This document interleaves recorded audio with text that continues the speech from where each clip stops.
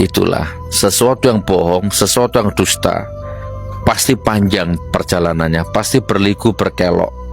Butuh butuh polisi, butuh buzzer, butuh termul, butuh pengacara, butuh macam-macam lah. Butuh sumber daya untuk menutupi sesuatu yang bohong. Tapi kalau sesuatu yang benar, lurus, lempeng, maka nggak butuh biaya mahal, nggak butuh polisi, nggak butuh pengacara, nggak butuh termul, nggak butuh penjilat. 1 detik selesai. Murah. Assalamualaikum warahmatullahi wabarakatuh. Assalamualaikum warahmatullahi wabarakatuh. Nah, akhirnya ya, update sayembara ijazah SMA Gibran ya. Total sementara lebih dari 1 miliar ya. Jadi ternyata dana sayembara yang sudah disiapkan yang sebelumnya 100 juta terus bertambah ya. Mulai dari 200 juta, 350 juta, nah sampai 1 miliar lebih. 1.263.750.000. Nah, menurut Denny Indrayana sejauh ini tidak ada satupun peserta yang berhasil menemukan ijazah SMA atau sederajat Mas Wapres. Jadi Denny Indrayana memberi catatan jika tidak ada ijazah SMA atau sederajat, Gibran layak mundur atau dimundurkan. Nah, ternyata di sosial media X sudah ada video yang ingin mendaftarkan diri mengikuti sayembara Denny Indrayana. Jadi ini ada seorang dosen ya yang pernah kunjungi sekolah Gibran katanya. Jadi dosen ini katanya akan melakukan penelitian, padahal yang diminta oleh Denny Indrayana langsung untuk menunjukkan ijazah Gibran, bukan malah untuk meneliti. Baik, langsung saja kita simak videonya ya. Setelah saya nimbang-nimbang, mikir-mikir, melakukan kalkulasi, estimasi di sana-sini, maka saya menyatakan siap untuk mengikuti sayembara yang diselenggarakan oleh Bang Denny Indrayana. Jadi setelah mencapai angka 1 miliar, menurut saya boleh juga lah ya, sudah menyatakan diri, saya siap untuk menjadi peserta nomor 1 untuk membuktikan apa yang diminta oleh Bang Denny Indrayana. Apa dasar saya? Pertama, tentu negara Australia dan negara Singapura adalah negara yang pernah saya kunjungi. Artinya, saya tahu ya jalur mana yang akan saya tempuh ketika saya berada di Singapura dan ketika berada di Australia. Ya, jadi ini sesuatu yang menurut saya ya ada kolega-kolega yang bisa mendampingi saya dalam rangka untuk melakukan riset ya, riset minor lah, riset kecil ya. Mohon Bang Denny Indrayana tolong dicatat baik-baik ya syarat yang saya sampaikan. Jadi syarat yang pertama, tetapkan jumlahnya, jangan berubah-ubah. Yang kedua, ya hadirkan uangnya dalam bentuk fisik. Nah itu. Yang kedua. Syarat yang ketiga adalah Bang Denny mohon hadirkan notaris. Bikin berita acaranya tentang apa yang Bang Denny maksudkan dengan seluruh permintaan capaian-capaian yang ingin harus dicapai oleh peserta yang mendaftarkan ya. Jadi jangan sampai uang itu adalah uang yang tidak quote halal ya. Harus uang yang betul-betul clean, bersih ya, karena kita berbicara tentang persoalan yang sangat prinsipil nanti yang akan saya sampaikan. Berikut yang tidak kalah penting, harus ada durasi waktu. Jadi memang ada timing waktu, karena di mana-mana sayembara itu selalu punya range waktu yang sangat jelas. Nanti kita akan lihat ini Bang Denny main-main atau tidak, serius atau tidak ya. Kalau misalkan dikasih ternyata cuma 1 minggu ya atau 2 minggu, nanti kita akan menilai apakah rasional, karena kita akan bertemu dengan Mas Gibran, Wakil Presiden.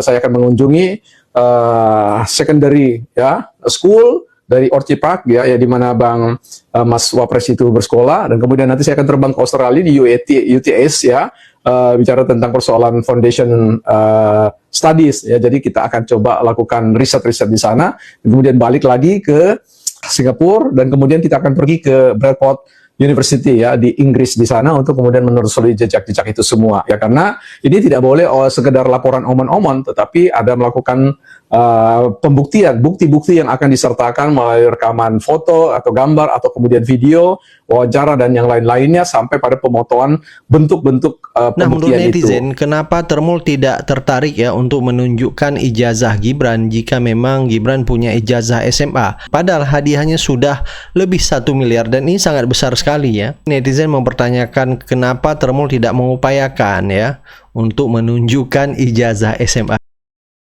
Orang itu sudah menduduki porsi orang nomor 2 di Indonesia. Iya. Meskipun dia dikatakan, wah itu kan dia sudah punya ijazah mahasiswa. Ijazah mahasiswa itu nggak ada bisa terbit kalau ijazah SMA-nya nggak ada. Ijazah SMA-nya cacat, bukannya cacat lagi, nggak ada. Dan kemudian nanti kalau kita ikuti ya, kalau kita bedah lagi, urutan-urutan SMP, SMA itu pun ini lucu-lucu lagi nanti. Gimana tuh Mas? Iya, SMP SMA? karena kan gini, dalam penelitian yang saya lakukan, dia kan SMP-nya, oke lah katanya SMP-nya lulus di Surakarta. Dia kan nggak selesai itu katanya SMP-nya. Kemudian Oh nggak selesai dia SMP-nya? kemudian kabarnya selesai apa enggak, dia kan harus dilarikan ke Singapura untuk Karena satu dan lain hal. itu. Iya, Ya kan gitu. Kemudian apalah istilahnya ya. Nah, di sana kemudian tiba-tiba dia bisa SMA. Kebetulan memang di Singapura tuh SMP dan SMA itu menjadi satu. Oke. Jadi kan tidak perlu ada SMP dulu, SMA dulu enggak. Ini jadi satu. Nah, ini kan berarti bisa juga dia emang nggak lulus di sini, lari ke sana. Dan di sana dia ngulang lagi, satu kelas dia ngulang lagi. Kemudian yang menarik adalah dia menempuh, kalau disetarakan dengan Indonesia, dia menempuh hanya sampai ke kelas 11. Kelas 11 itu artinya kelas 2 SMA. Mendadak dia kemudian disekolahkan atau sekolah di yang Sydney. namanya UTS Insert ini. Hanya 6 bulan pengakuan dia sendiri. Dan 6 bulan itu adalah kursus bahasa Inggris. Dan 6 bulan itu ya nggak selesai kalau 6 bulan sekolah. 6 bulan itu ya kursus gitu loh. Kursus bahasa Inggris. Dan nanti saya punya contohnya. Bagaimana sertifikat dari kursus bahasa Inggris itu yang contohnya kayak gitu. Dan itulah pertanyaan dari Prof. Denny Indrayana. Assalamualaikum warahmatullahi wabarakatuh. Saya dengan Pak Muryono, juru bicara ya Pak, dari Purnawirawan FPPTN. TNI, FPPTNI. Dan hari ini saya berterima kasih sekali karena ada dukungan. Sebagaimana diketahui, kita mengadakan sayembara untuk menunjukkan ijazah SMA atau sederajat dari Mas Gibran. Hari ini konkret dari Bapak-bapak Purnawirawan ada tambahan sumbangan ini. Silakan Pak, silakan Pak. Terima kasih. Assalamualaikum warahmatullahi wabarakatuh. Kami mendengar ada sayembara dari Prof. Denny, kami berikan dukungan dan keseriusan kami untuk dalam rangka kita sama-sama membuktikan adanya ijazah Mas Gibran, ijazah SMA atau setingkat SMA. Oleh karena itu, untuk menambah sayembara, uang sayembara yang digagas oleh Prof. Denny, kami dari FPP TNI menambah 100 juta rupiah. Jadi sekarang nilainya 1.153.050.000 rupiah. Alhamdulillah, ini makin menunjukkan bagaimana kita serius. Kenapa sayembara? Karena sudah berkali-kali lewat jalur hukum juga. Hukum kita prosedural.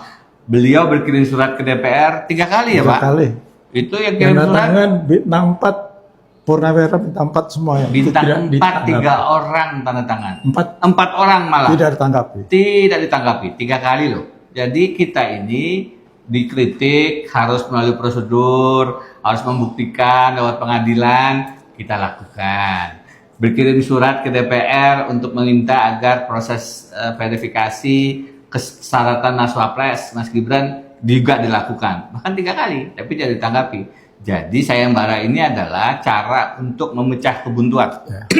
Secara hukum, secara legal sudah dilakukan. Secara sosial, lewat komunikasi publik yang lebih menarik, sayembara mudah-mudahan partisipasi masyarakat juga makin besar.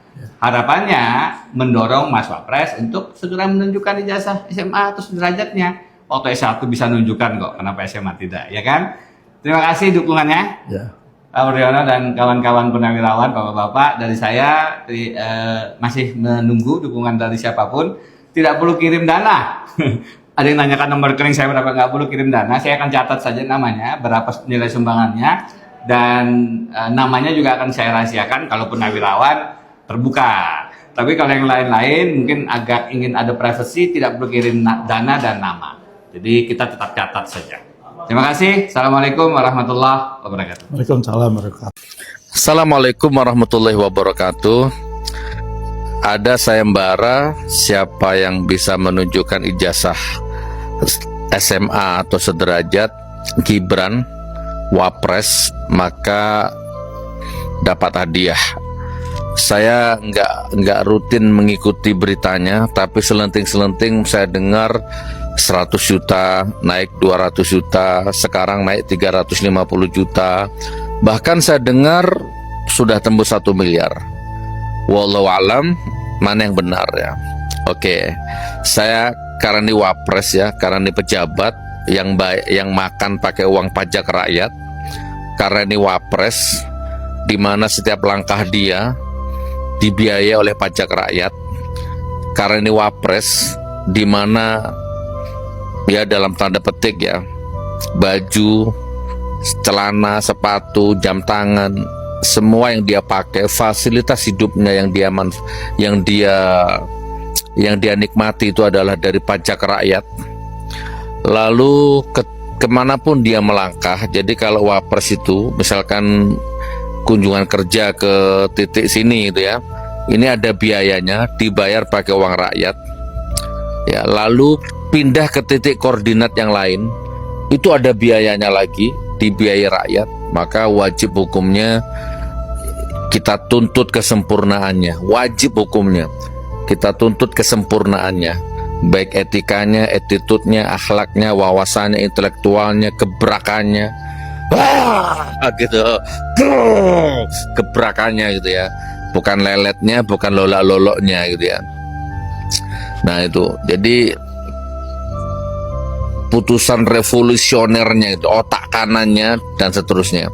Oke, jadi wajib hukumnya kita tuntut kesempurnaannya ya. Nah, termasuk ijazahnya ini. Oke, jadi ini hampir mirip-mirip sama bapaknya. Ya, bapaknya ada si Gus Kiai, sama lebar dikit. Ada Gus, ada Kiai, ada Habib, ada ulama lah ya, memuja-muja dia itu. Katanya mantan presiden Indonesia yang ke-7 Jokowi itu katanya orang sabar. Yang ngomong Gus, yang ngomong Kiai, yang ngomong Ustadz, yang ngomong Habib, ya, yang ngomong termul. Ya. Kalau ada orang ngomong begitu tuh saya tertawa. Wajar orang kalau ada Gus, ada Kiai. Sebentar ya, saya melebar sedikit ya, saya sebelum bahas ijazah wapres. Ada Kiai, ada Gus, ada Habib, ada pengasuh pesantren atau apalah ya, yang pondok pesantrennya besar, santrinya ribuan gitu ya. Kalau majelis taklimnya ribuan, atau apalah termulah, atau buzzer, atau influencer ya, atau YouTuber atau apalah, atau konten kreator. Kalau ngomong Jokowi itu orang baik, orang sabar, orang ikhlas tuh, saya tertawa lucu dan tertawa kasihan. Ya, orang yang ngomong seperti itu terindikasi beberapa hal ya. Pertama, dia nggak ngerti politik. Gus, Habib, Kiai, Ustadz, apapun ya, yang ngomong Jokowi orang baik itu dia nggak ngerti politik. Dia buta politik. Yang kedua, dia nggak ngerti selama Jokowi jadi presiden berapa orang di penjara. Kurang lebih 50-an, kurang lebih. Ya, yang muncul di medsos yang kita kenal itu hanya Ahmad Dhani, John Ruginting, Profesor Tamim Pardede, siapa lagi, Gus Nur, Bambang Tri. Hanya puluhan itu yang muncul di medsos itu, tapi yang tidak terekspos medsos itu ratusan. Ya, coba lihat yang diwawancarai oleh Obor Rakyat. Obor Rakyat pernah memanggil narasumber, salah satu korban kebiadaban rezim Jokowi, rezim. Disetrum lidahnya, dihajar, ya sampai nggak bisa jalan, ya kan? Coba ada itu akun Obor Rakyat, ya kan?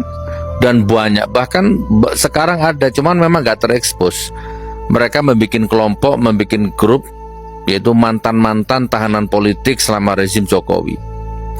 Oke ya, jadi kalau ada orang Gus, Kiai, Ustadz, Habib ngomong Jokowi orang sabar, karena dia nggak ngerti. Itu. Jadi saya ketawa aja, tapi ketawa menjijikkan. Nah, yang ketiga, bisa jadi dia karena sudah tergade ilmunya, tergade idealismenya, terjarah idealisme. Jangan-jangan pesantrennya sudah disumbang, dikasih duit. Jadi pesantrennya dijeglakin duit, mulutnya dijeglakin duit, pengajiannya dijeglakin duit, sehingga tergade idealismenya. Saya jadi ingat Andalusia ya, Spanyol ya. Islam hancur lulu lantah di sana. Karena memang ulamanya terindikasi penyakit wahan. Ya kan, sudah nggak ada nahi munkar itu. Ulama yang di Andalusia itu kan sudah cinta dunia, takut mati, menjilat kepada penguasa, merapat kepada penguasa, dihancurkan sama Allah itu di Andalusia itu. Nah ini indikasi itu di Indonesia sudah mulai ada di Konoha ini. Ya kan, Kiai, Gus, Ustadz, Habib sebenarnya punya pengaruh, punya power. Pesantrennya besar, santrinya ribuan, jamaahnya ribuan. Ya cuman karena idealisme sudah tergadai, ya sudah, mau apa? Diam mulutnya, micek matanya, pura-pura nggak tahu. Indonesia Konoha bobrok seperti ini diem, asik pengajian, asik ketawa ketiwi, asik joget-joget, ya kan? Karena memang udah buntu, girohnya mati. Pengajiannya disumbang ratusan juta, terus mau apa kalau pengajiannya disumbang bajingan koruptor 100 juta, 200 juta, pesantrennya disumbang koruptor maling ratusan juta, mau apa coba? Nggak bisa. Tumpul girohnya.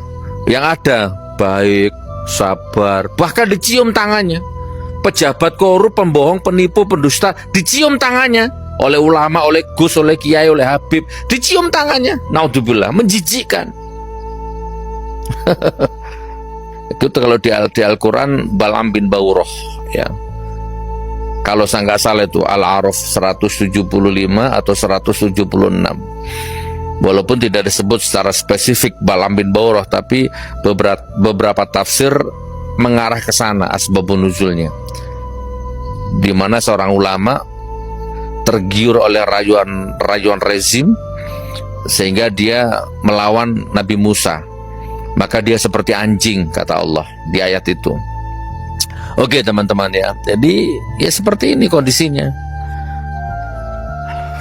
Gus, Kiai, Habib, pengasuh pesantren, pengasuh majelis, ribuan santrinya, ribuan jamaahnya nggak bisa ngomong. Walaupun Indonesia kiamat, walaupun Indonesia MBG tiap hari rakyat racun, murid keracunan, korupsi miliar-miliar, yar, ya kan, kopdes yar, korupsinya, diem mereka. Walaupun mereka tokoh agama, ngerti hadis, diem. Kenapa? Karena udah tumpul girohnya. Baik, sabar, dicium tangannya. Naudzubillah min dzalik. Oke ya teman-teman, kembali ke Wapres. Nah sekarang Wapres dipersoalkan. Sebenarnya ya Anda nggak usah setuju dengan saya. Anda nggak usah setuju dengan saya. Saya jadi ingat ketika saya ditawari uang. Saya ditawari uang. Coba kalau Wapres nonton ya, Jokowi nonton ya. Saya pernah ditawari uang. Syaratnya Gus Nur ke Solo. Tak tunjukkan ijazah aslinya. Beliau, Bapak. Saya jawab, kalau memang ijazahnya asli dan ijazahnya ada, nggak usah uang. Dengan rela, dengan gratis, dengan sukarela, saya akan berdiri menjadi pembelanya di garda terdepan. Dan saya akan sowan ke Solo. Saya akan minta maaf, saya akan cium tangannya. Nggak usah dibayar. Kalau ijazahnya asli, kalau ijazahnya ada, nggak usah dibayar. Kalau asli, ya. Tapi kalau ijazahnya palsu, ya kan, saya disuruh ngomong asli, suruh berdamai dengan kepalsuan itu, maka dunia dan isinya nggak berlaku buat saya. Kan sebenarnya rumus dalam hidup ini kan seperti itu. Dulu saya pernah di barisannya Prabowo 2019 ganti presiden kan. Saya pernah ke rumahnya Prabowo, saya pernah ngobrol, saya sering ketemu satu panggung, saya pernah ketemu satu hotel. Saya keliling Nusantara pakai uang sendiri. Itu 2019 ganti presiden, saya pakai uang sendiri. Karena di mata saya waktu itu Prabowo harapan lah. Ya kan? Dan sampai sekarang saya belum jadi komisaris. Dan saya gak butuh komisaris. Nah ternyata kan sekarang seperti ini Presiden Prabowo ini. Oke teman-teman. Nah apa maksudnya? Jadi ijazah Gibran itu seperti ini loh. Jadi kalau saya jadi Gibran, gak usah nunggu ada rakyat sayembara 100 juta, 1 miliar. Aduh, sudah tunjukkan kalau ada. Bukan hanya fisiknya, tapi gestur tubuh. Ya kan? Gestur tubuh, sorot mata, tunjukkan.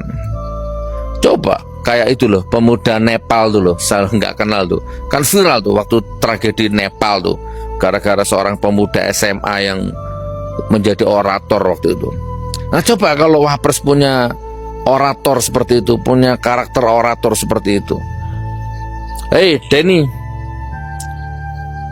mana uangnya 1 miliar? Nah ini ijazahku. Oke? Semua saya maafkan, apapun kesalahan saya maafkan. Uangnya hambur ke rakyat. Saya nggak butuh uang. Ini ijazahku. Lu kan begitu ya? Sesederhana itu. Ya tapi sudahlah, ngomong seperti ini juga capek rasanya kan ya. Di Konoha ini ya. Di Konoha ini urusan remeh-temeh itu nggak selesai. Kebohongan, kedunguan, kegoblokan, penipuan di Konoha itu nggak selesai.